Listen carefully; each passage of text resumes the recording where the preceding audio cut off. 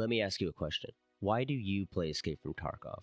With over 1 million players, you could probably get 1 million answers, because Escape from Tarkov is the extraction shooter. It offers a level of depth and tactical gameplay that most shooters can't ever hope to match. There really is a lot of room for players to express themselves in this game, and that has led to over a decade of dominance in the extraction shooter genre. However, since the launch of Tarkov's PvE mode and the massive success of Arc Raiders, it's clear that Tarkov is fighting a losing battle with its own game philosophy.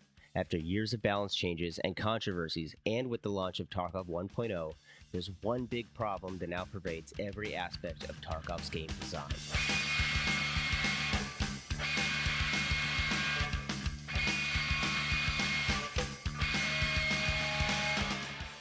Hi, my name's Lars.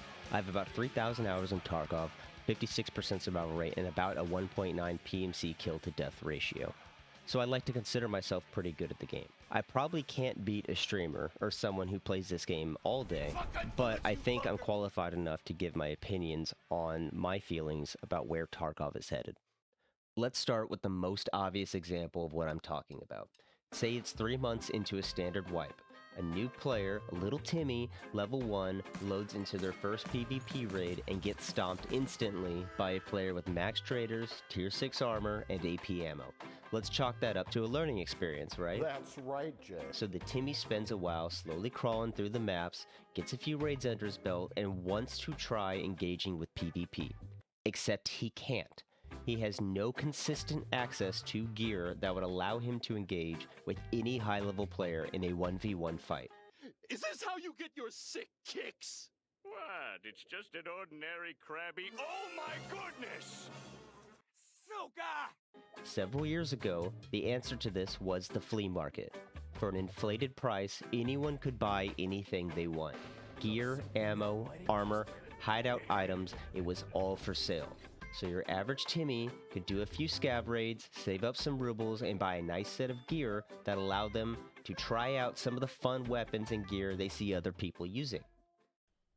Oh my god, I just bought so many eggs. Would they probably die with all that gear? Almost certainly yes.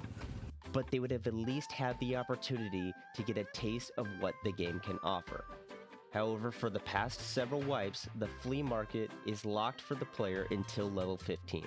On top of that, most good gear is level locked even further to levels 20, 25, or even 30.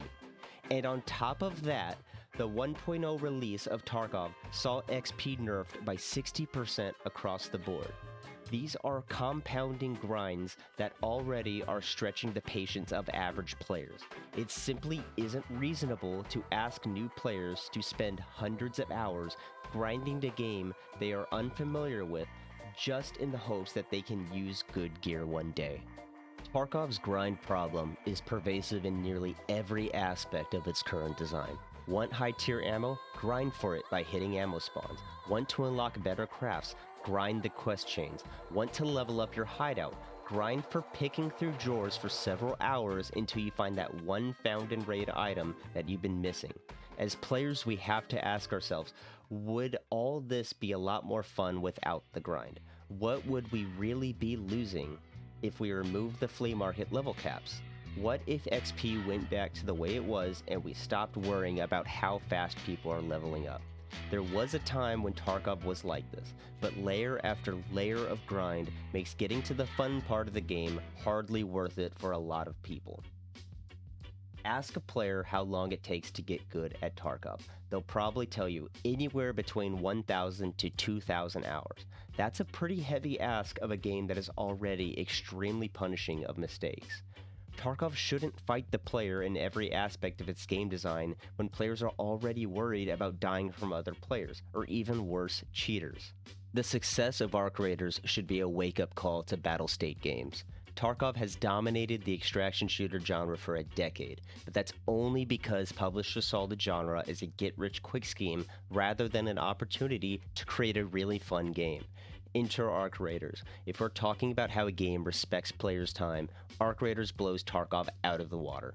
I can get into a raid in 30 seconds. I can be out of a raid in a minute if I want. No money? That's fine. Here's a junk kit you can use to complete some quests and get some quick cash. I don't think I have to explain how starkly this contrasts with Tarkov's approach to raids.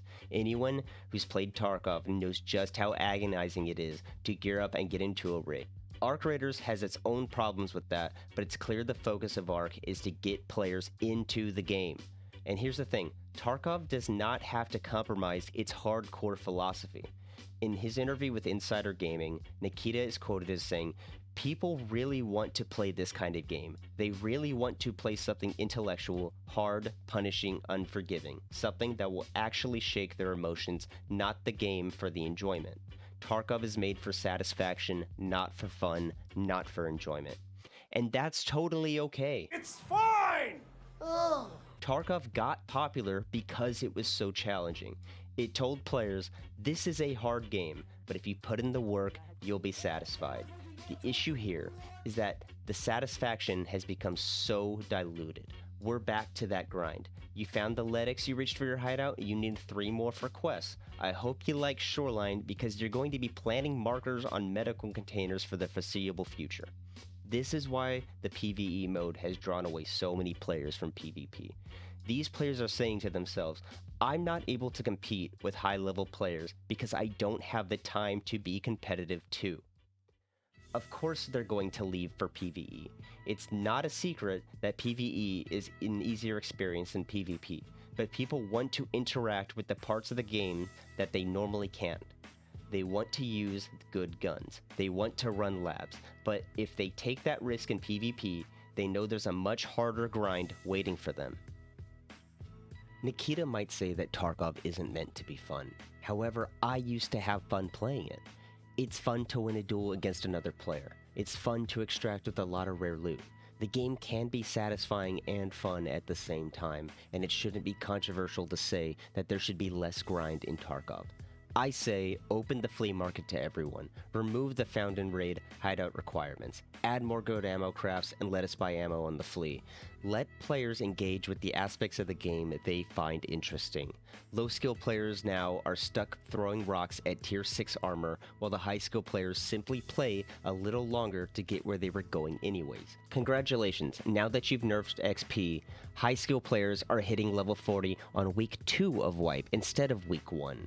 Tarkov has become a war over who has the most time to get to the fun parts of the game. It used to be my favorite game, and it makes me a little sad to see it embrace this grind-based philosophy.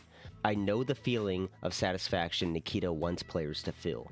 I want every player who plays Tarkov to feel like it's a possibility for them too. I hope Tarkov can return as a game where players are worried about getting better at the game, not how many hours they'll have to grind to feel comfortable.